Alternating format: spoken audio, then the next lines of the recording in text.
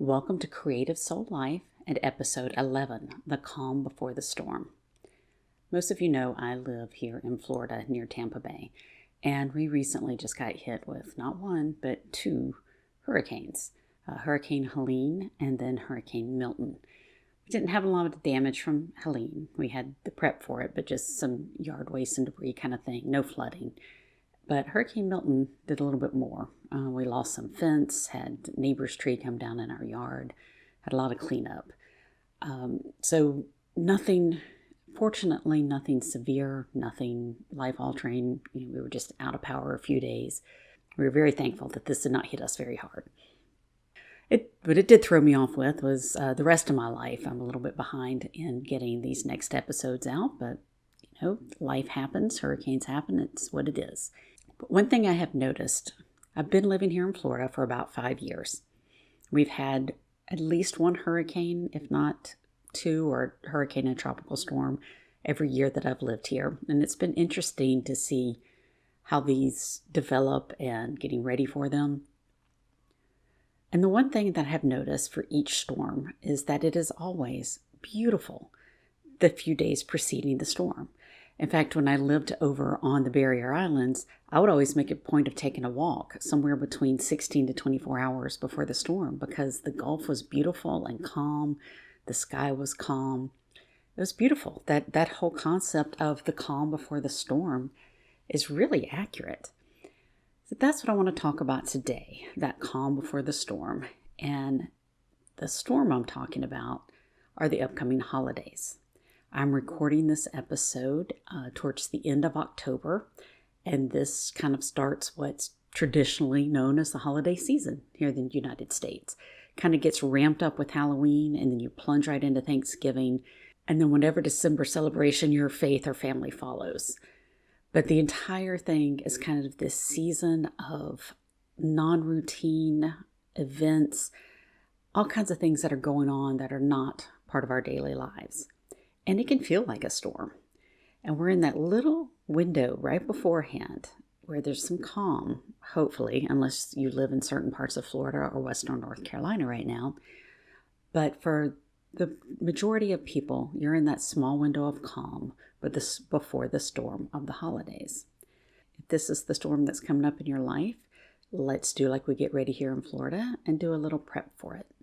So I invite you to get some pen and paper and a drink of your choice, coffee, tea, wine, whatever you need, and let's do some storm prepping. The first thing I'd like you to think about is what is your ideal holiday season? If money and time were no object, what would it look like? And I say holiday, and I mean that time, Thanksgiving, Christmas. You might celebrate both. You might celebrate one or the other, Hanukkah, whatever it looks like, that time between kind of starts up beginning of November through the end of December. What would you ideally like that to look like? What would be just the dream holiday season? Would that mean you and your family are on a Caribbean island in the middle of nowhere in the sun and the sand? Does that mean you and your partner are on a cruise? Could you have everyone at your house, you're entertaining, you are the hostess with the mostest? Are you alone on a deserted island or in your own home? Is it quiet? What does your ideal holiday look like? And be honest, nobody's going to see this but you. Write down what is the most appealing thing to you. After you've taken a few minutes to do that, look over what you've written. Really look at it and see what's the key element here? Or it might be more than one. What's the key priorities? For example, if you want your family on a Caribbean cruise, do you want family time? Do you want that vacation aspect? Do you want an escape from your everyday life? Being somewhere new and exciting, warm, sunny maybe? If it's something like you and your partner on a cruise or somewhere together alone, what is it about that?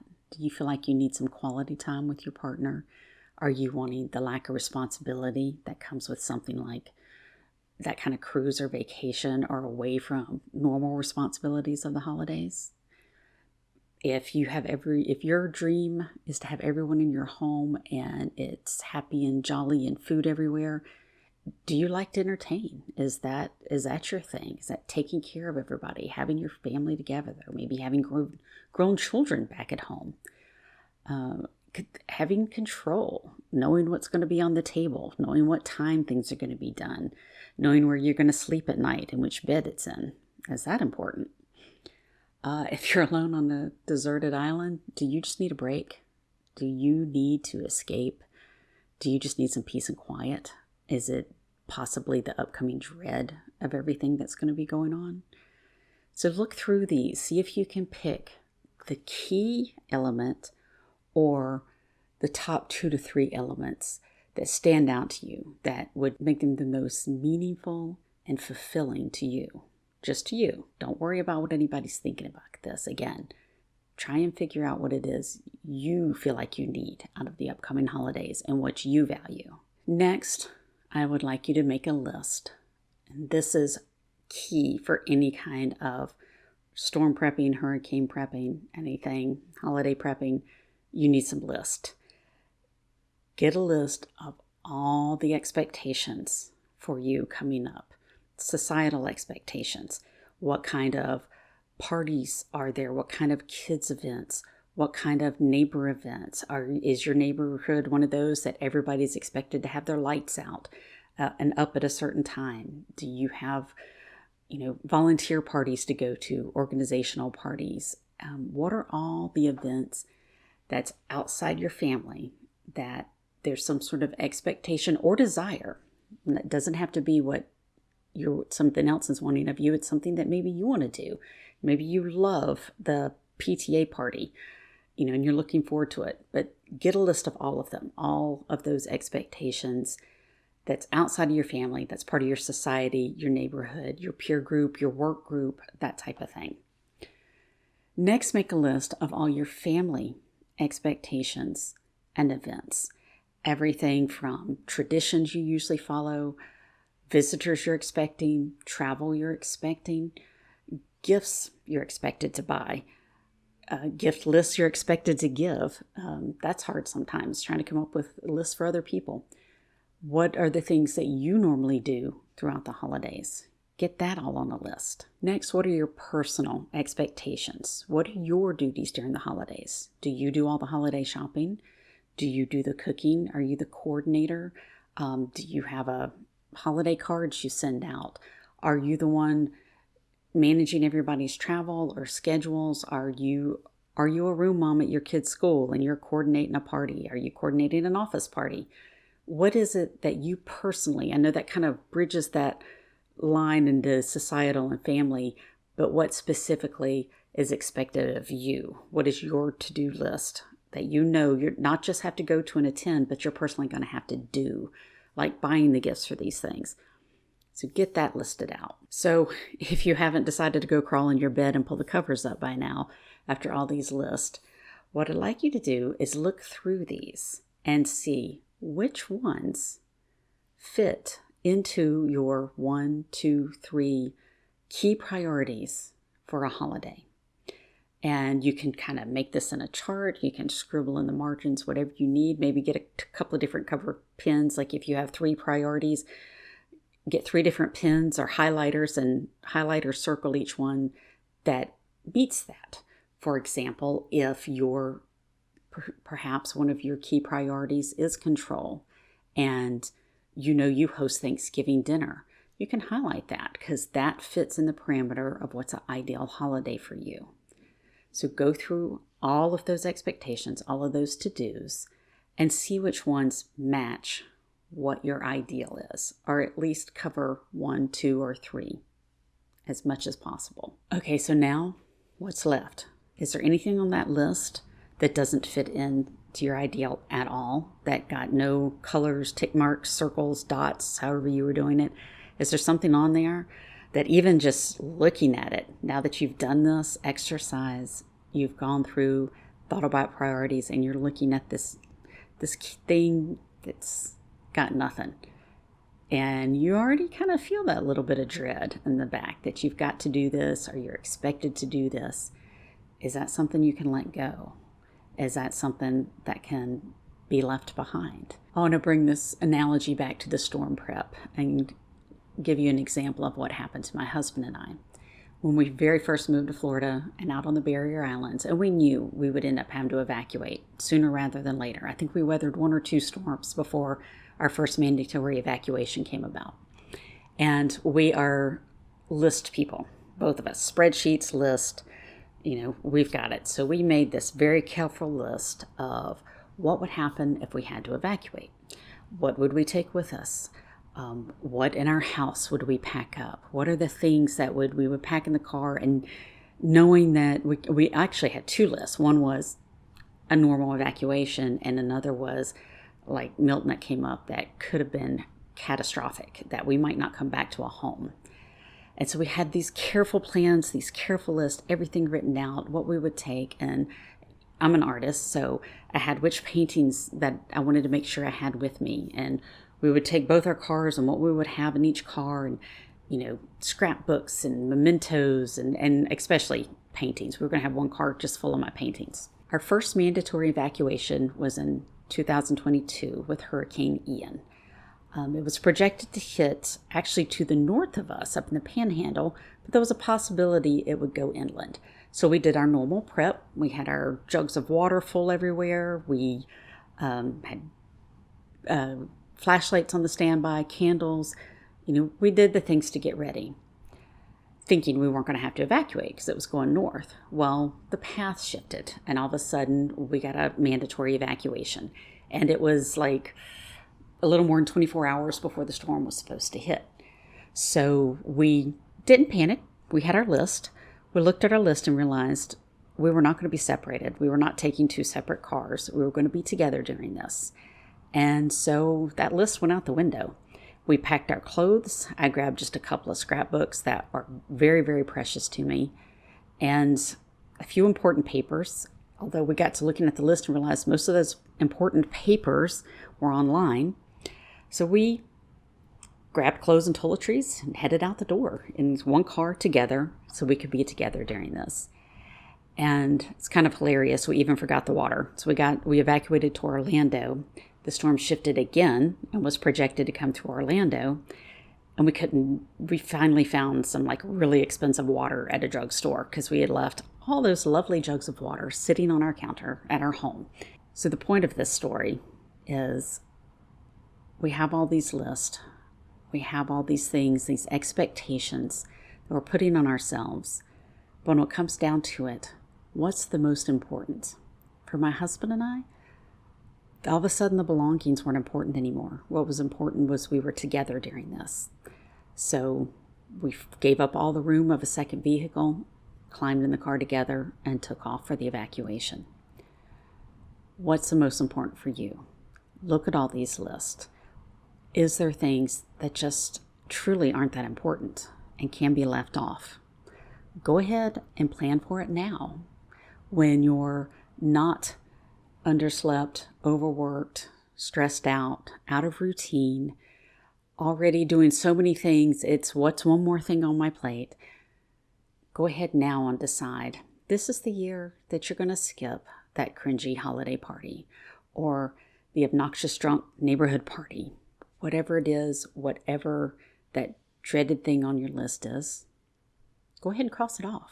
Do it now while you have the strength to do it. Okay, so you look at some of these and think, I really don't like this, but there is not any way I can actually cross this off. What can you do to minimize the discomfort it's going to do to you? If you have parties and obligations that you know you're going to need to go to, what's the minimal you can do for it? If you're expected to bring cookies, go buy it at the store. If you're expected to bring a gift, just go buy something simple, a gift card. Those always seem to be the biggest ones fought over at those gifts exchanges anyway. Or a bottle of wine, something simple. Doesn't have to be super creative. Keep it simple for yourself to minimize the dread of whatever this is. Is gift giving getting out of hand? Do you need to go to a drawing name system or having one gift that you give for everyone? Look at the thing that's causing you the most dread and see what can you do. If it can't go away, if you still need to get gifts, if you still need to go to parties, What can you do to reduce the stress or the dread of that upcoming event or task? Okay, so going through a storm is very stressful. So start planning now the ways that you're going to keep up your strength during this. First, lean into your routines as much as possible. If you can, if you have a bedtime routine or a morning coffee routine, try and hold on to it because you're going to need those little moments of peace and quiet and sanity. And your body will thank you. The more routines you can keep, the more of your habits you can keep. If you normally go for a run in the mornings, if, it's kind of like brushing your teeth at night, the things that you can do to keep into your routine, one, takes one more decision off your plate, and two, keep you in the groove and reduce the stress that being out of routine causes on you. Second, ask for help or buy help. Either way, again, if homemade is just too much, buy it. If buying all the gifts is too much, enlist your spouse. If throwing a party is too much, partner up with somebody. One time I was expected to throw a baby shower for a really good friend of mine, really close friend of mine. Really was my best friend at the time. And I honestly can't remember what was going on in my life. I just know it was super hectic, super stressful. Something was going on in my house, and it was just going to be so much to try to pull this together that I reached out to a mutual friend of ours that I knew that lived in the neighborhood. I would be at the shower. Again, her husband and her were good friends with this family too. I said, hey, can we share the duties? Because this is too much for me right now. And she was delighted. We had it at her house. I still handled the bulk of the food. She handled the place. And it took so much of that burden off of me and the expectations off me to share this with someone. And it wasn't a burden to her. She was thrilled. She wanted to be involved. Anyway, it turns out I didn't know that until I asked, but she had hoped to be involved with the process. So sometimes asking for help is actually more than just sharing the burden. It's giving somebody some joy in their life. So don't be afraid to ask for help during this season. And are the expectations that you're placing on yourself, are they real or perceived? One really big example, I struggled with this for several years, and my husband used to give me the hardest time for it. I thought it was rude to use mailing labels on holiday cards. For quite a few years, I insisted on handwriting everybody's address. I know, I don't know why. I don't know why this isn't anything anybody said to me. This was just some kind of bizarre perception I had that I should handwrite everybody's name on a holiday card to send it out. I could do a label for our return address, but it was too impersonal to put a label on for the recipients. And at one point, our holiday list was close to 200 people. That was stupid. That was stupid to put that expectation on myself. And that was truly just me. In fact, it took my husband pointing it out a couple of years. And finally he pointed out, if it was labels, he could help me with everything. He helped with the putting the return labels on, stuffing envelopes. He said, but I can't do that. Put it on a label and we can divide and conquer this project. And he was right. And I mean, really, do you get any cards now that are handwritten on the front? Maybe someone who sends it out to 2 or 3 people. But this was a expectation that was pure me, nobody else. I put that on myself. Check yours, because it is the biggest way to drain your strength is through unnecessary things you feel are necessary or expected. And you're the only one who thinks that. So be very brutal and honest with yourself when you're looking through these lists to see what can go away. And finally, the best way to keep up your strength during the holidays, and you have to start practicing now, is learning how to say no. And in fact, my next episode is going to be creative ways to say no, because we all struggle with this. And finally, as you're prepping for the storms that are coming up, you need to figure out how are you going to nurture your soul during this time. And for my storm prep, my hurricane prep, I made sure my Kindle was charged, because that's mostly what I did during the storm was I read. It was charged, has a light on it, could do it in the dark, did not matter. I got a lot of reading done during the storm. In fact, it was kind of a nice break because there wasn't much else to do. when we were without power. So figure it out now. What's going to nurture your soul during this process so that you do more than just survive the holidays? You thrive. You really enjoy them. You come out on the other side nourished and enriched and fulfilled, not burnt out, stressed out, and vowing it's not going to be that way again, like we do every year. So think about, is there parts of your faith that you can lean into? Is it your family you can lean into? Look up at your priorities and figure out which one of those are the most important in your heart and your soul. For me, it's definitely my family, and specifically my husband and my kids. They are who I really want to be with around the holidays. And that's more important to me than gift giving or where it is or traditions. We're so spread out now. 2 of my kids are back in Texas. One of them's here in Florida. And a lot of our traditions are just gone because of the location of us all. And because the family is so important to me, it doesn't matter to me the location or even the dates. One of my kids is actually 2 of my kids now are in hospitality. One of them is a first responder. So being together Christmas morning, which is the holiday we celebrate, is actually a rarity. I think we've only done it a couple of times. And that's okay, because to me, the important thing is I'm just there with my kids and my husband during the holidays. I define it broadly because it's more important to just be together. Take a look at what's your favorite part about the holidays. What is it that you just can't do without and you look forward to it? Again, my example are the stockings. And I think it's because I have really good memories of my grandmother giving everybody stockings. And I was really close to her. So it's something that I have kept up with my kids and my grandson. Every holiday we have, I come bearing stockings. And I enjoy it. I look forward to putting those together. So that's a favorite for me. That's one I'm going to keep no matter what's going on. Even if it's tiny stockings, I don't care. Everybody's getting a stocking. And on the opposite side of that, what's just a chore? What is it that you normally do? And maybe you loved it at one point.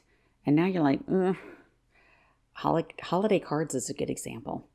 I kind of think most people might be over those. I get fewer and fewer every year. Maybe it's because we've been moving so much. I don't know.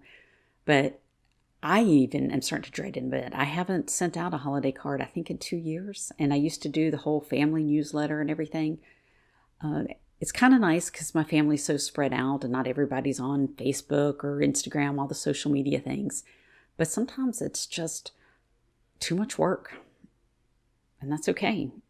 Maybe I'll do one this year because I do enjoy them. But the last 2 years, I just haven't had the time. And that's okay. So what is it that's a chore?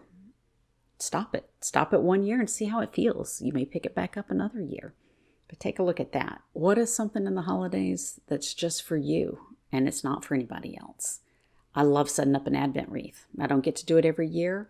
Usually it depends on where the travel is and stuff, because if we're traveling in the middle of it, it's kind of too much to try and deal with. There have been years I've taken it with me and set it up at my kids' house because I love that tradition. Is there something like that that has maybe something from your childhood or something you did through the years with your family that's just meaningful to you and will nurture your soul if you continue it, even if, like I said, you're the only one getting anything out of it? That's all right. And finally, creativity can thrive during the holidays. There are so many things. There's new recipes. There's making gifts. There's making holiday decor. If you are that type, and you probably are if you're listening to my show, that the holidays get your creative juices going, then the key is not to overload because you still have all that other stuff to do. Pick something. Maybe this is the year that you will make a new ornament for your tree, or you'll be hosting a meal, and so you try out a couple of new recipes. Or maybe you're making gifts this year, and that's one of the things you're going to focus on. And it's very nourishing. You look forward to it. You're charged with it. And I think that's great. I admit that that is one of the things I really look forward to in the holidays. Is usually there is something I'm making. And it's not always gifts. A lot of times it is. Last year I did these homemade body butter or foot cream and foot scrubs. It was a lot of fun. I really enjoyed making it. Um, but I haven't done homemade gifts in a while. That was the first time in quite a few years I had done any. But I really enjoyed it. When I get a good idea, I lean into it and go with it. But I don't feel obligated. That's the key. I mean, because I made homemade gifts last year, I don't feel like I have to make homemade gifts this year. In fact, I've got a holiday craft that I've been wanting to do for a couple of years. Maybe that's my creative nurturing during this season. So in this whole episode of trying to trim things down, don't trim down the things that will nourish you. Don't trim down the things that you look forward to. Don't trim down the things that will kind of fire you up and get you in the mood of the season, that will help you enjoy it and relish it and look forward to it. Those are the things to lean into. The key to all of it is just keeping it realistic. Keep the have-tos realistic. Keep the want-tos realistic. Take a good hard look. Make tons of lists. And then decide, how are you prepping for this storm? How is it realistic for you? Please let me know what kind of things you do. What kind of traditions are non-negotiable? You're going to do them no matter what, no matter if you're doing it for yourself. What kind of stuff nourishes you and feeds your soul during the holidays? Now go be creative and feed your soul. Thank you for listening. If you enjoyed this episode, please hit like and subscribe, and maybe share it with someone who needs to hear this too. Thank you.